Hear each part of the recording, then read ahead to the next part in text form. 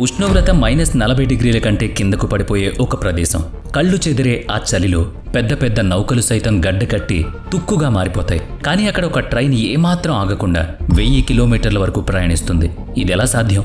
ఒకవేళ ఈ ట్రైన్ మధ్యదారిలో కేవలం 10 నిమిషాలు ఆగినా లోపల ఉన్న ప్రయాణికుల పరిస్థితి ఏంటి? ఇక్కడ ఆలోచించాల్సిన విషయం ఒకటి ఉంది. ఉష్ణోగ్రతలు -40 డిగ్రీలకు పడిపోయినప్పుడు ఇనుప పట్టీలు గాజులా ఎందుకు పగిలిపోవు? ఇంజన్లోని డీజిల్ పెరుగులా ఎందుకు గడ్డకట్టదు? అసలు ఈ ట్రైన్ నెలల తరబడి ఆగకుండా ఎలా ప్రయాణిస్తుంది? సైబీరియన్ రైల్వేకు చెందిన ప్రపంచాన్ని ఆశ్చర్యపరిచే రహస్యాలను ఈరోజు డాక్యుమెంటరీలో తెలుసుకోబోతున్నాం. సైన్స్ ప్రకారం థర్మల్ కాంట్రాక్షన్ అనే ఒక సాధారణ నియమం ఉంది. లోహం చల్లబడినప్పుడు అది ముడుచుకుపోతుంది. సాధారణ ఇనుము -20 డిగ్రీల కంటే కిందకు వెళ్ళగానే తన సాగే గుణాన్ని కోల్పోతుంది. అది ఎంత బలహీనంగా మారుతుందంటే చిన్న కుదుపు తగిలిన గాజు ముక్కలా పగిలిపోతుంది. ఒకవేళ సైబీరియాలో సాధారణ పట్టీలను వాడుంటే బరువైన గూడ్స్ రైళ్లు వెళ్ళగానే ఆ ట్రాక్ మొత్తం ముక్కముక్కలవుతుంది. మరి రష్యా దీన్ని ఎలా సాధ్యం చేసింది? దీని వెనుక ఉన్న రహస్యం ఒక ప్రత్యేకమైన స్టీల్ అలాయ్ అంటే లోహాల మిశ్రమం వల్ల. రష్యన్ ఇంజనీర్లు దశాబ్దాల పరిశోధన తర్వాత పట్టీల కోసం ఒక ప్రత్యేక ఫార్ములాను తయారు చేశారు. ఈ పట్టీలలో మాంగనీస్, నైట్రోజన్ మరియు కార్బన్ చాలా ఖచ్చితమైన మోతాదులో ఉంటాయి. ఈ మిశ్రమం ఇనుముకు ఎంత బలాన్నిస్తుందంటే అది -50 డిగ్రీల చల్లదనంలో కూడా తన సాగే గుణాన్ని కోల్పోదు. అంతేకాదు, ఈ పట్టీల మధ్య చాలా చిన్న ఖాళీ స్థలాన్ని ఉంచుతారు. చలికి ఇనుము ముడుచుకున్నప్పుడు పట్టీల మధ్య గ్యాప్ మరీ ఎక్కువై ట్రైన్ పట్టాలు తప్పకుండా ఇది కాపాడుతుంది. ప్రతి కిలోమీటర్కు ఏర్పాటు చేసిన ప్రత్యేక సెన్సర్లు పట్టీల ఉష్ణోగ్రతను ఎప్పటికప్పుడు గమనిస్తాయి. పట్టీల్లో వచ్చే మార్పులను అవి 24 గంటల పాటు పర్యవేక్షిస్తూనే ఉంటాయి. సైబీరియాలో నడిచే ఇంజన్లను లోకోమోటివ్ అనడం కంటే ఐరన్ బీస్ట్ అనడం కరెక్ట్. సాధారణంగా ఉష్ణోగ్రత -10 డిగ్రీలకు పడిపోతేనే మన కార్ ఇంజన్ స్టార్ట్ అవ్వడానికి ఇబ్బంది పడుతుంది. కానీ ఇక్కడ ఉష్ణోగ్రత ఏకంగా -40 డిగ్రీలు ఉంటుంది. ఇక్కడ అతిపెద్ద నిజం ఏంటంటే చలికాలం మొత్తం ఈ ఇంజన్లు ఎప్పటికీ ఆఫ్ చేయరు. మీరు విన్నది అక్షరాల నిజం.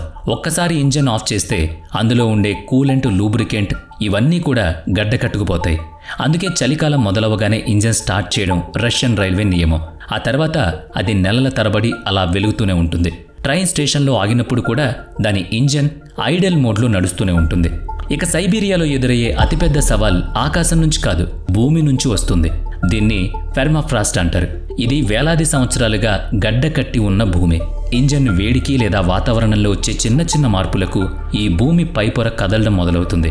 మంచు కరిగినప్పుడు ఆ నేల చిత్తడిగా మారుతుంది. అప్పుడు పట్టీలు కుంగిపోవడం లేదా వంగిపోవడం జరుగుతుంది. దీన్ని అడ్డుకోవడానికి రష్యన్ ఇంజనీర్లు ఒక పురాతనమైన కానీ అద్భుతమైన టెక్నిక్ వాడారు. పట్టీల కింద రాళ్లతో ఒక మందపాటి పొరను వేశారు.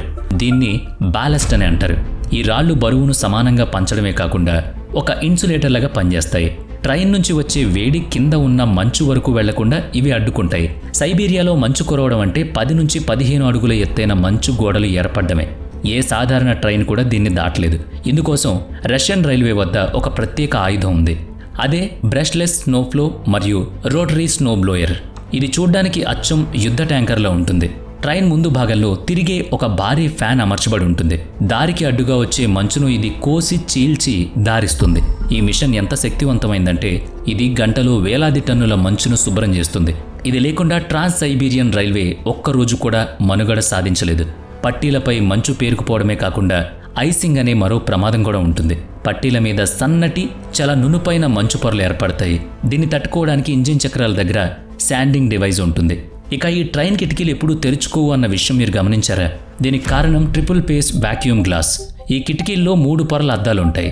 వాటి మధ్య ఉన్న గాలిని పూర్తిగా తీసేస్తారు. బయట చలి లోపలికి రాకుండా ఈ వాక్యూమ్ ఒక అతిపెద్ద అడ్డంకిలా మారుతుంది.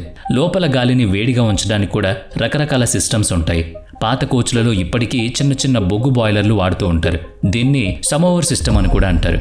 కానీ కొత్త ట్రైన్లలో హై వోల్టేజ్ ఎలక్ట్రిక్ హీటర్లను వాడుతున్నారు. ఇక గాల్లో ఉండే తేమ వైర్లపై పేరుకుపోయి ఇనుము లాంటి గట్టి మంచు పొరను తయారు చేస్తుంది. ట్రైన్ ఫ్యాంటోగ్రాఫ్ ఈ గడ్డ కట్టిన వైర్లను తాకగానే భయంకరమైన నిప్పురవ్వలొస్తాయి. ఆ నిప్పురవ్వలు ఎంత ప్రమాదకరమైనవంటే అవి వైర్లను కాల్చి కట్ చేయగలవు.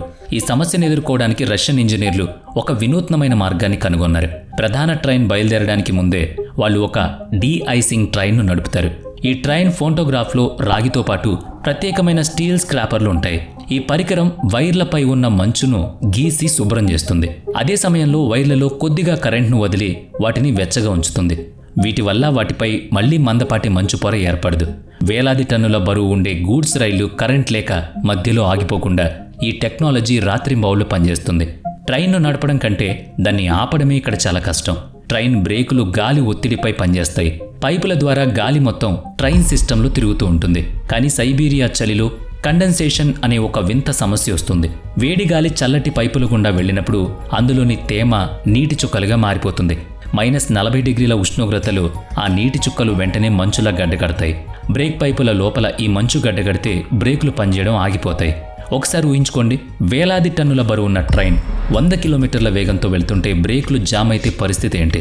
దీని నుంచి బయటపడడానికి ఈ ట్రైన్లలో ఎయిర్ డ్రైయర్లతో పాటు యాంటీఫ్రీజ్ ఇంజెక్టర్లను అమరుస్తారు. ఈ సిస్టమ్ గాల్లోని తేమను పీల్చేసుకుని బ్రేకులు పడేలా చేస్తుంది. ఇక ఈ మిషన్లు ఎంత అడ్వాన్స్డ్గా ఉన్నా సైబీరియన్ రైల్వే అసలు బలం అక్కడ సిబ్బంది. ఇక్కడ ట్రాక్ ఇన్స్పెక్టర్లు ప్రపంచంలోని అత్యంత కఠినమైన పరిస్థితుల్లో పనిచేస్తారు. ఉష్ణోగ్రత -50°C ఉంటుంది. ఇనుప పనిముట్లు పట్టుకుంటే చేతి చర్మం ఊడిపోయేలా ఉంటుంది. అయినా సరే ఆ చలిలో ఈ సిబ్బంది ట్రాక్ చెక్ చేయడానికి బయలుదేరతారు. వాళ్ళు చిన్న చిన్న బృందాలుగా వెళుతూ ఉంటారు. వాళ్ళ దగ్గర రేడియో కమ్యూనికేషన్ ఉండడం తప్పనిసరి. ఎవరైనా ఒంటరిగా మిగిలిపోతే నిమిషాల్లో గడ్డకట్టి చనిపోతారు. ఈ మొత్తం ప్రయాణాల్లో అత్యంత ప్రమాదకరమైన అందమైన ప్రదేశం లేక్ బైకాల్. ఇది ప్రపంచంలోనే అత్యంత లోతైన సరస్సు. మొదట్లో ఈ సరస్సు చుట్టూ రైల్వే ట్రాక్ ఉండేది కాదు. అప్పట్లో చలికాలంలో గడ్డకట్టిన సరస్సు పైనుంచే ట్రైన్ మొత్తాన్ని నడిపేవారు. మీరు విన్నది నిజమే, ట్రైన్ బరువును మోసేంత మందంగా ఆ మంచు పొర ఉండేది మరి. కానీ ఇది చాలా ప్రమాదకరమైన పని. ఎన్నోసార్లు మంచు పగిలిపోయి ఇంజన్లు సరస్సు అడుగున మునిగిపోయాయి. ఇప్పుడు ఆ సరస్సు ఒడ్డున ఉన్న కొండలను తొలిచి ఎన్నో టన్నెల్స్ కట్టారు. ఈ టన్నెల్స్ లోపల కూడా ఒకే ఉష్ణోగ్రత మెయింటైన్ చేయడం ఒక పెద్ద సవాల్. ఎందుకంటే కొండల లోపల కారే నీరు గడ్డకట్టి పదునైన మంచులా కత్తుల్లా మారుతుంది. ఇవి ట్రైన్ కిటికీలను కోసేస్తాయి కాబట్టి అక్కడ ఆ మంచును గడ్డకట్టనివ్వకూడదు. ఇక ట్రాన్స్ సైబీరియన్ మార్గంలో ప్రయాణించే ట్రైన్లకు ఎదురయ్యే మరో పెద్ద సవాల్ అమూర్ నది. ఇది ఎంత విశాలమైన నది అంటే చలికాలంలో దీనిపై ఏర్పడే మంచు పొర ఎన్నో అడుగుల మందంతో ఉంటుంది. ఈ నదిపై కట్టిన వంతెన ఒక ఇంజనీరింగ్ అద్భుతం. సాధారణంగా చలికి ఇనుము ముడుచుకుంటుంది కదా, వేడికి సాగుతుంది. అమూర్ నది వంతెన పొడవు చాలా ఎక్కువ. కాబట్టి ఉష్ణోగ్రతలో వచ్చే 70 నుంచి 80 మార్పుల వల్ల ఈ వంతెన మొత్తం పొడవులో ఎన్నో మీటర్ల తేడా ఉంటుంది. దీన్ని తట్టుకోవడానికి వంతెనలో ప్రత్యేకమైన ఎక్స్పాన్షన్ జాయింట్స్ ఏర్పాటు చేశారు. ఈ జాయింట్స్ వంతెన పగలకుండా సాగడానికి ముడుచుకోవడానికి ఉపయోగపడుతుంది. ట్రైన్ ఈ వంతెన మీదుగా వెళుతున్నప్పుడు లోకో పైలట్ దాని వేగాన్ని చాలా తక్కువగా ఉంచుతారు. చలి వల్ల వంతెన పిల్లర్స్లో ఏవైనా పగుళ్ళొచ్చాయేమో అని దానిపై ఉన్న సెన్సర్లు ఎప్పటికప్పుడు చెక్ చేస్తారు. ఒకవేళ గాలి వేగం సెకనుకు 25 మీటర్ల కంటే ఎక్కువైతే భద్రతా దృష్ట్యా ట్రైన్ ప్రయాణాన్ని ఆపేస్తారు. అక్కడ ఎదురయ్యే మరో పెద్ద సమస్య నీరు గడ్డకట్టడం. ట్రైన్ కింద ఉండే వాటర్ ట్యాంకులు గడ్డకట్టకుండా వాటిలో ఎలక్ట్రిక్ హీటర్ని కాయిల్స్ రూపంలో అమరుస్తారు. అయితే ట్యాంక్ చుట్టూ మందపాటి ఇన్సులేషన్ పొరలు కూడా కప్పుతారు. ఇక ఈ ట్రైన్లో ఆహారం కూడా వృధా కాకుండా వాక్యూమ్ సీల్ టెక్నాలజీ వాడతారు. ప్రయాణికులకు తాజా ఆహారం అందించడం కోసం స్టేషన్లలో సప్లై చైన్ చాలా పకడ్బందీగా ఉంటుంది. -40 మంచు తుఫాన్లో కూడా తాజా కూరగాయలు, పాలు సమయానికి అందుతాయి.